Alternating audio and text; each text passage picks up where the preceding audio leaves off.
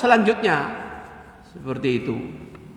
Di hadis yang lain juga disebutkan innamal a'malu bil khawatim. Sesungguhnya amalan-amalan itu tergantung pada akhirnya.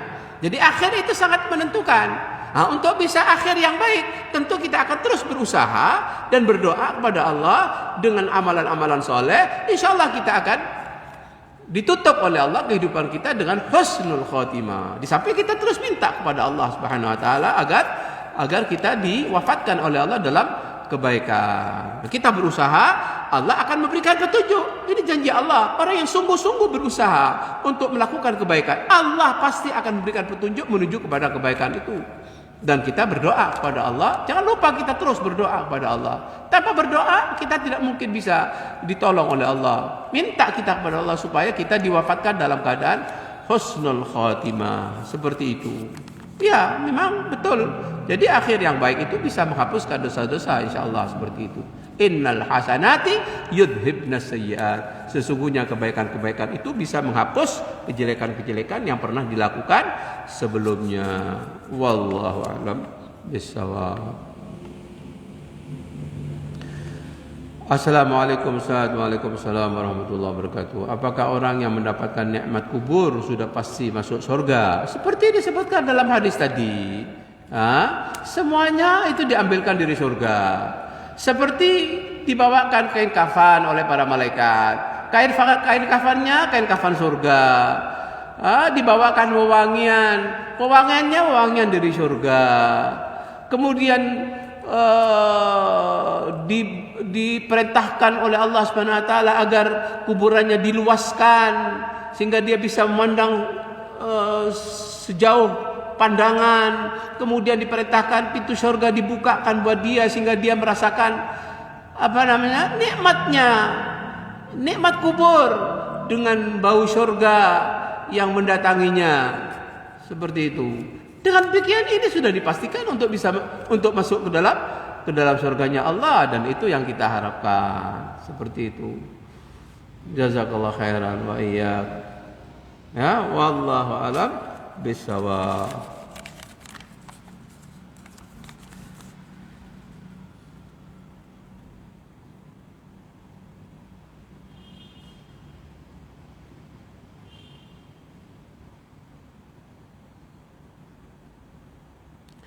Assalamualaikum Waalaikumsalam warahmatullahi wabarakatuh. Belakangan ini ketika saya mempunyai permasalahan, saya sangat sedih sehingga saya ingin melukai diri saya sendiri. Ya, ini namanya orang yang berputus asa. Tidak boleh berputus asa. La taqnatu min rahmatillah. Jangan kamu berputus asa. Orang putus asa bukan orang yang beriman. Ya, kita harus berhusnudzan kepada Allah Subhanahu Wa Taala, jangan bersuudzan. Permasalahan yang ada ini merupakan sunnatullah Subhanahu Wa Taala. Namanya kita manusia, apalagi orang yang mengaku beriman, pasti ada permasalahan, pasti ada cobaan, pasti ada ujian, pasti ada musibah. Itu satu hal yang pasti. Ya. Allah tidak akan membiarkan orang hanya mengatakan saya beriman, belum diuji tentang imanannya. Tidak mungkin. Tidak diuji oleh Allah, tidak mungkin. Pasti diuji oleh Allah. Setiap orang mengaku beriman pasti akan diuji oleh Allah SWT. Dengan ujian itu Allah SWT akan memberikan kebaikan, diberikan pahala, digugurkan dosa-dosanya, diangkat derajatnya oleh Allah SWT. Seperti itu. Makanya disebutkan sesungguhnya besarnya pahala tergantung kepada besarnya cobaan. Apabila Allah mencintai satu orang, satu kaum, maka diberi cobaan oleh Allah Subhanahu Wa Taala. Kalau kita ada permasalahan, Allah pasti akan memberikan jalan keluar. Syaratnya kita apa? Ya kita menjadi orang yang bertakwa kepada Allah, banyak melakukan amalan yang saleh, banyak berdoa kepada Allah. Allah berjanji, "Wa may yattaqillaha yaj'al lahu makhraja." Barang siapa yang bertakwa kepada Allah, Allah akan memberikan jalan keluar dari permasalahan yang dihadapinya. Ini janji Allah yang pasti benarnya. Allah tidak mungkin dusta dengan janjinya. Inna wa'dallahi haqqun. Sesungguhnya janji Allah itu pasti benar. Allah berjanji siapa yang bertakwa kepada Allah, Allah akan memberikan jalan keluar dari permasalahan. Yang memberikan permasalahan itu Allah. Yang memberikan jalan keluar itu juga Allah Subhanahu Wa Taala. Seperti itu. Kalau kita mendapatkan masalah, mendapatkan cobaan, ujian, itu pada hakikatnya Allah yang memberikan. Tapi kemudian Allah akan memberikan jalan keluarnya. Solusinya diberikan oleh Allah Subhanahu wa taala. Syaratnya wa may yattaqillaha, bertakwa kepada Allah Subhanahu wa taala. Kalau bersikap seperti ini sampai ingin melukai diri sendiri, ini dia tidak mampu. Artinya bisa jadi disebabkan karena banyak dosa-dosa yang dilakukan sehingga dia tidak bergantung kepada Allah Subhanahu wa taala. Mestinya orang yang merasa dirinya banyak berdosa, semakin banyak dia ketergantungan hati kepada Allah Subhanahu wa taala dengan harapan mendapatkan ampunan daripada Allah, banyak istighfar, bertobat, kemudian berusaha untuk tidak mengulangi dari dosa-dosa yang pernah dilakukan. Makanya kalau kita mendapatkan cobaan, kita terus berusaha untuk semakin tawakal kepada Allah. Ya, mohon kepada Allah kekuatan, kesabaran. Sabar ini dari Allah Subhanahu wa taala. Minta kepada Allah kekuatan sabar atas cobaan, atas masalah yang dihadapinya. Minta kepada Allah kekuatan tawakal hati kita, ketergantungan hati kita kepada Allah. Kita minta kepada Allah Subhanahu wa taala. Wa 'alallahi falyatawakkalul mu'minun. Hendaknya orang-orang yang beriman itu bertawakal hatinya kepada Allah Subhanahu wa taala. Orang seperti ini berarti kan tidak tawakal kepada Allah Subhanahu wa taala. Nah, sampai ingin melukai diri sendiri, padahal itu adalah perbuatan dosa. Allah menyatakan jangan kamu bunuh dirimu.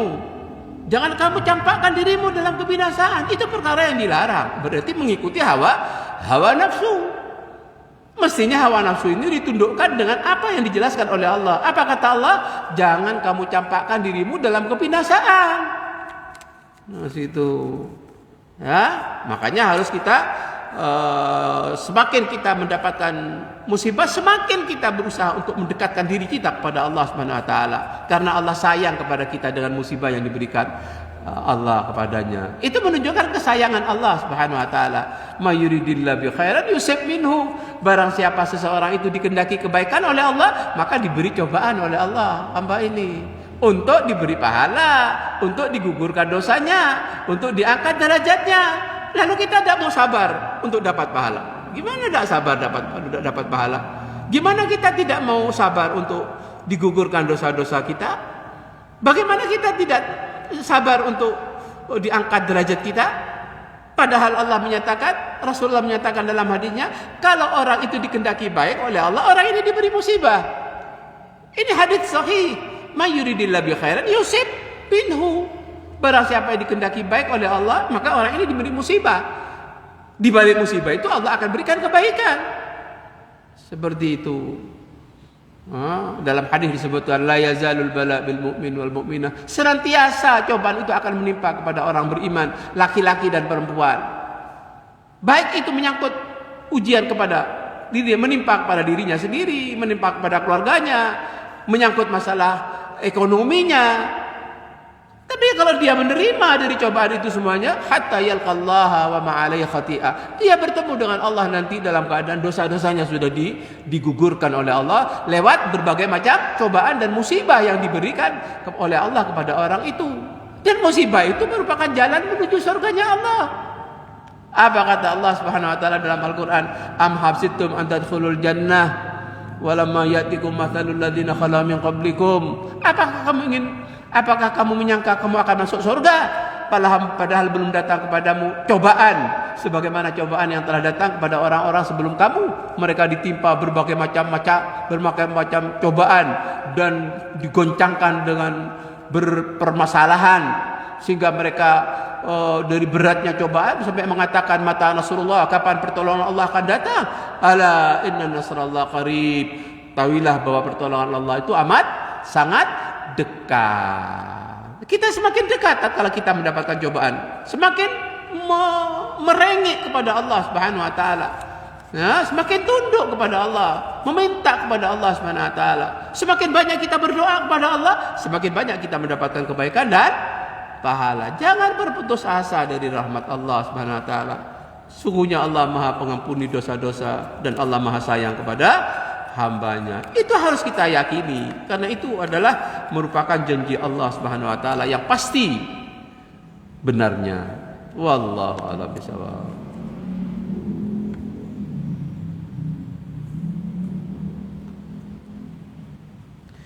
Assalamualaikum Ustaz. Waalaikumsalam warahmatullahi wabarakatuh. Saya ingin bertanya, bolehkah uang syubhat diberikan kepada orang yang sedang membutuhkan biaya untuk pengobatan? Jazakallah khair Ustaz atas jawabannya. Boleh.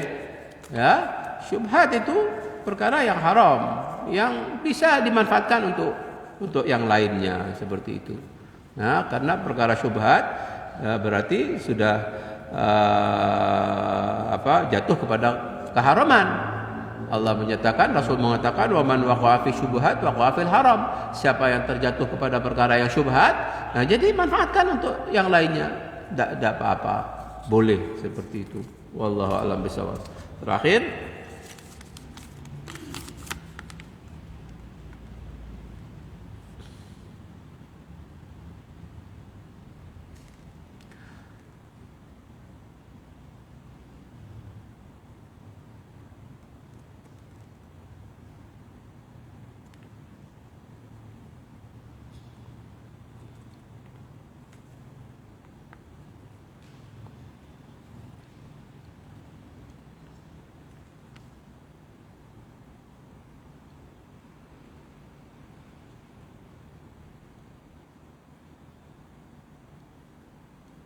ya, Assalamualaikum warahmatullahi wabarakatuh. Waalaikumsalam warahmatullahi wabarakatuh. Di sini diawali dengan berdoa semoga Imam Ibnul Qayyim, keluarga dan kerabatnya diberikan rahmat oleh Allah. Amin. Dan semoga Ustaz, tim dari seluruh umat muslim dimanapun berada bisa diberikan taufik dan perlindungan dari Allah. Amin. Allahumma amin. Bagaimana kondisi kubur bagi orang muslim yang fasik Ustaz? Apakah tetap mendapatkan azab kubur selainnya orang kafir? Sudah barang tentu tidak sama antara orang kafir dengan orang mukmin. Ya, orang mukmin walaupun dia punya dosa tapi dia tetap sebagai mukmin. Yang dijamin orang yang beriman itu untuk masuk ke dalam surga. Ya, nah dengan syafaat daripada Rasulullah, syafaat daripada para nabi, syafaat dari orang-orang yang beriman, siddiqin, sholihin, semuanya itu bisa memberikan syafaat kepada orang yang beriman. Ya, makanya kita teman-teman yang baik itu juga akan bisa memberikan syafaat pada hari kiamat nanti. Sehingga teman-teman dari kalangan orang-orang yang beriman, yang dia pernah berteman di dalam kehidupan di dunia, sampai dikatakan tatkala dia sudah melewati syirat dan berhasil melewati syirat, kemudian mereka minta kepada Allah Subhanahu wa taala teman-temannya yang dimasukkan ke dalam neraka agar dikeluarkan dari neraka. Dia minta kepada Allah Subhanahu wa taala dari kalangan orang-orang yang beriman. Ya, kemudian kata Allah Subhanahu wa taala, kamu lihat di neraka itu siapa yang kamu lihat teman-temanmu yang mereka dahulu salat puasa bersama kamu, karena mereka mengatakan fulan dulu salat bersama kami ya Allah, fulan dulu puasa bersama kami ya Allah, kenapa mereka masuk dalam neraka, keluarkan mereka dalam ini syafaat. Nah, kemudian Allah merintahkan, coba kamu lihat di neraka itu siapa yang kamu kenal dan di situ mati dalam keadaan orang beriman mentauhidkan Allah, keluarkan mereka dalam neraka, kemudian masuk ke surga. Nah, ini menyangkut masalah pilih teman-teman yang baik, ya, karena teman-teman yang baik itu akan bermanfaat dalam kehidupan dunia juga dalam kehidupan nanti di akhirat. Jangan sembarang orang kita jadikan sebagai teman dekat kita. Carilah teman yang bisa menguntungkan kita, yang bisa menunjukkan kita ke jalan Allah Subhanahu wa taala. Seperti itu, ya. Jadi memang tidak sama antara orang kafir dengan orang yang beriman. Orang yang beriman banyak dosanya, toh pada akhirnya oleh Allah Subhanahu wa taala akan dibebaskan dari neraka. Di neraka kalau dikehendaki oleh Allah untuk diadab. Kalau diampuni ya diampuni oleh Allah. Itu semuanya tahta masyiatillah, di bawah kehendak Allah. Makanya dalam ayat tadi disebutkan barang siapa yang innallaha la yaghfir, sesungguhnya Allah tidak akan mengampuni dosa syirik dan akan mengampuni dosa-dosa selain syirik bagi siapa yang dikehendaki. Nah, itu bisa jadi orang yang tidak mati dalam keadaan syirik, dosa-dosanya diampuni oleh Allah, bisa jadi seperti itu. Kalau tidak, Allah Subhanahu wa taala akan membalasnya dengan diazab dulu di neraka, kemudian dikeluarkan dari neraka. Tentu tidak sama antara orang-orang kafir dengan orang-orang yang beriman yang melakukan perbuatan dosa dan maksiat. Walhasil kita tentunya berusaha untuk terus melakukan amalan-amalan soleh dan kemudian kita terus mengharap rahmat daripada Allah Subhanahu wa taala. Jangan hanya sekedar kita mengharap rahmat Allah, tapi kita bermaksiat kepada Allah Subhanahu wa taala. Dengan demikian, dengan usaha kita yang sungguh-sungguh, Allah akan memberikan jalan keluar dari semua apa yang kita inginkan. Insyaallah akan diberikan jalannya oleh Allah dengan jalan yang mudah. Mungkin ini yang bisa disampaikan. Mudah-mudahan apa yang disampaikan bermanfaat bagi kita semuanya, dan insyaallah nanti kita akan lanjutkan pada kesempatan yang akan datang. Dan masih kita berbicara tentang tentang rahmat Allah Subhanahu wa taala yang diiringi dengan amalan yang soleh. Mudah-mudahan Allah Subhanahu wa taala senantiasa memberikan taufik dan hidayahnya kepada kita sekalian, sehingga kita bisa terus istiqamah di atas amalan yang soleh sampai akhir hayat kelak. Amin ya rabbal alamin. Ini saja yang bisa disampaikan. Kita tutup dengan kafaratul majlis. Subhanakallahumma wa bihamdika asyhadu an la ilaha illa anta astaghfiruka wa atubu ilaik. Assalamualaikum warahmatullahi wabarakatuh.